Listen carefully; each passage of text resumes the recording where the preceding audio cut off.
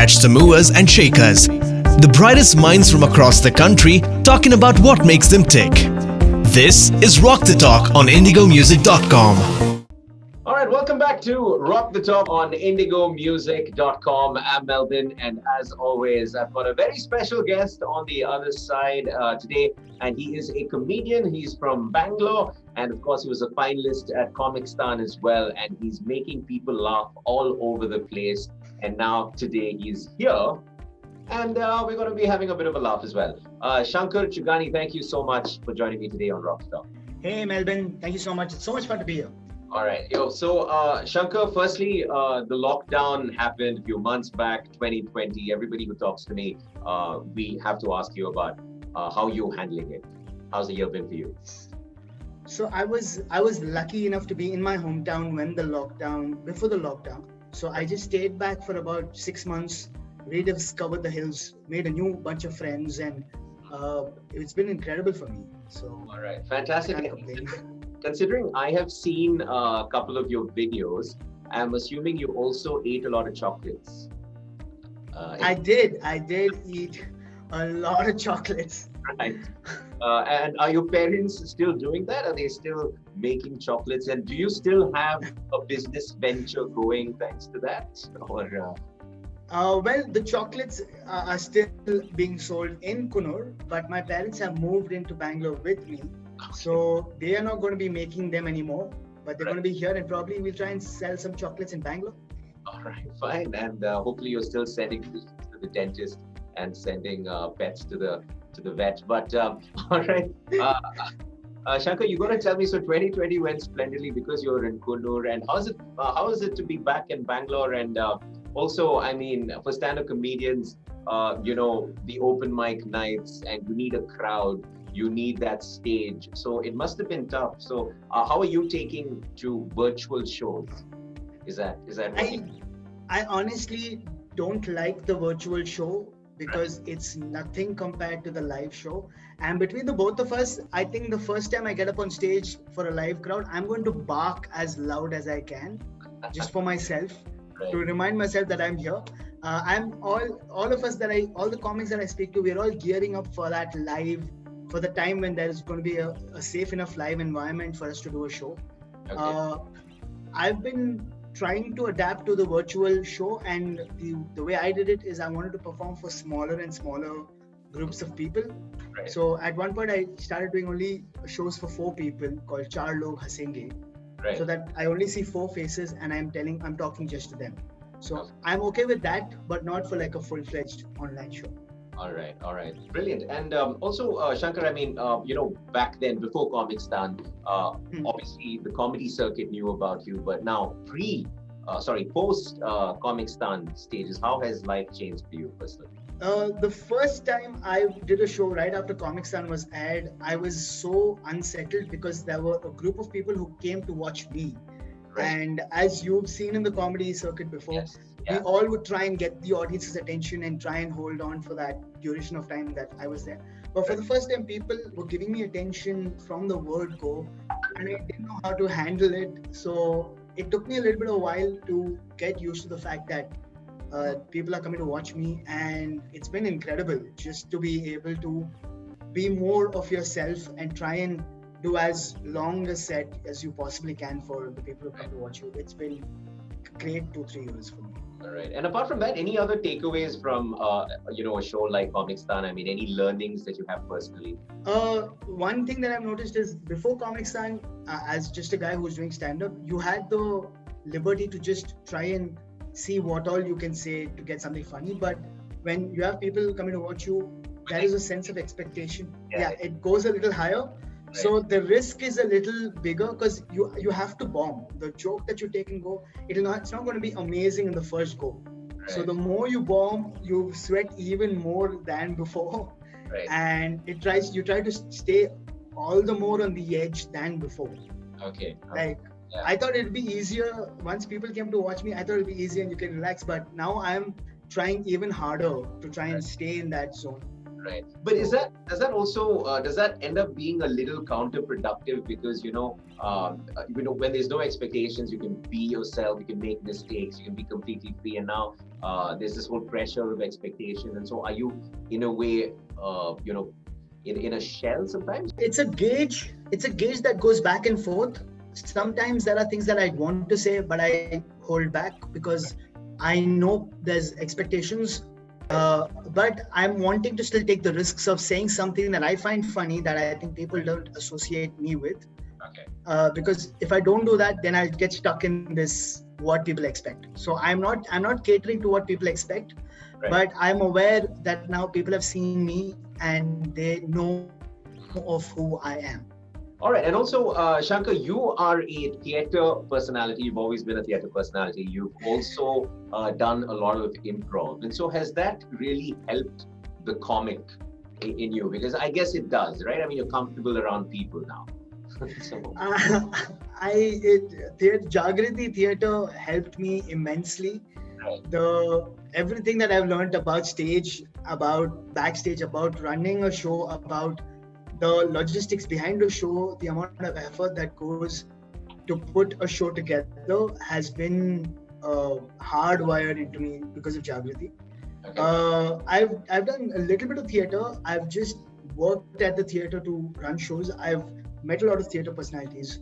I've met a lot of people who just work in theatre and improv. All of this has helped for me to be in the moment if I have to talk about a story and then try and take the story forward.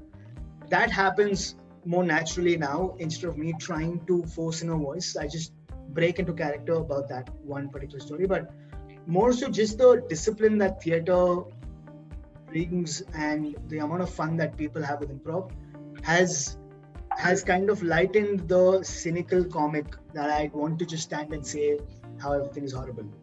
It adds more act outs and flavors because of Jagrati. Amazing.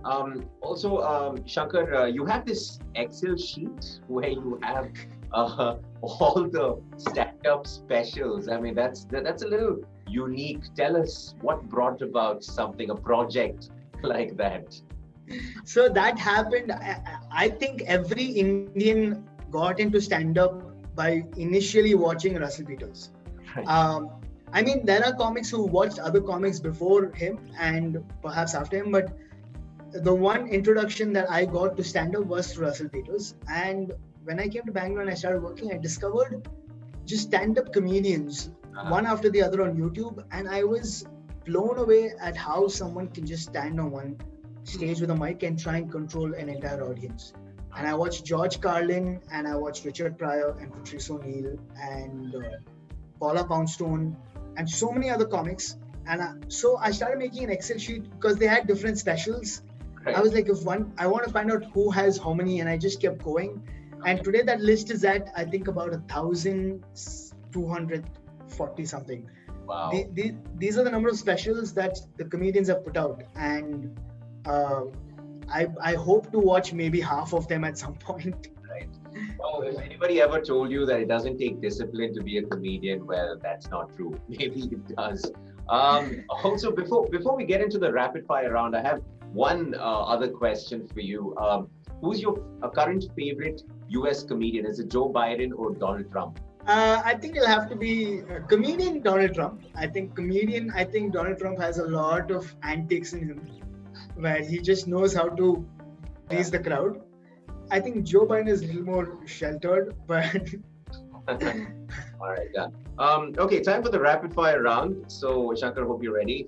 Quick questions, quick answers, you know the drill. Okay, yeah. So your first question. 3 things that you do as soon as you wake up.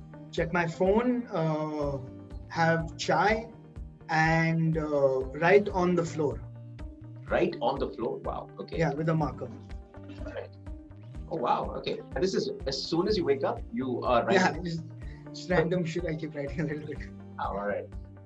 One line to describe the year 2020. Peaceful. Wow, okay.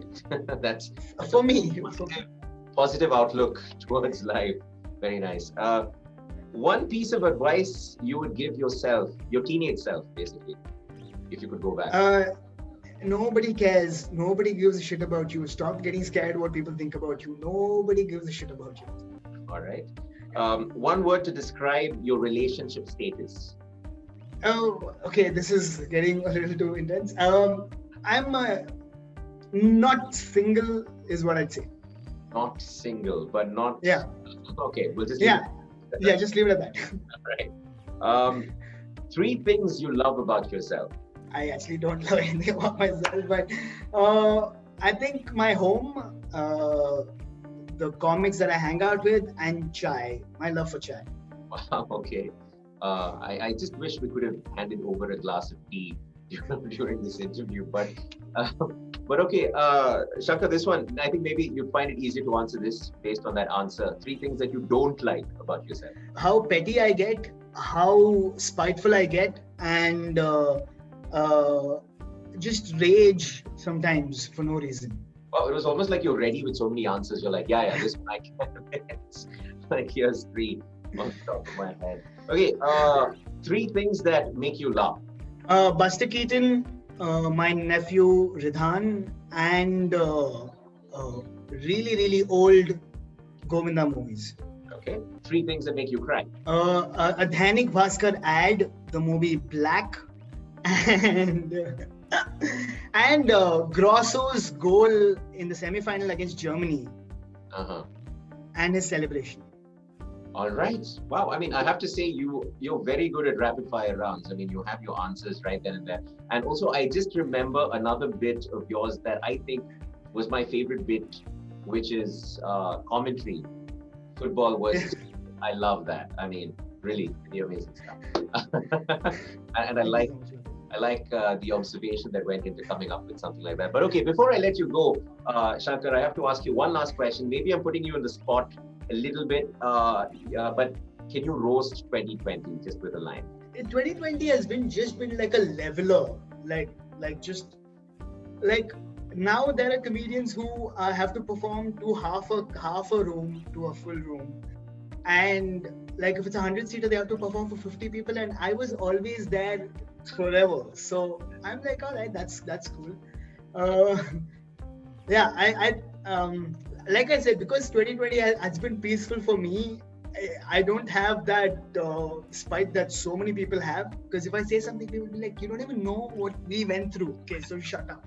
So that's how I feel about it. I think comedians are so similar. We were talking to Neeti Palta the other day, and she gave a very similar answer to roasting 2020. But Shankar Chugani, thank you so much for joining me today on Rock the Talk. It was an absolute pleasure to have you. Thank you so much, Melvin. And I hope 2020 goes off smoothly, and then we hit the next year where we do live shows. I'll see you at a live show. All right. Thank you.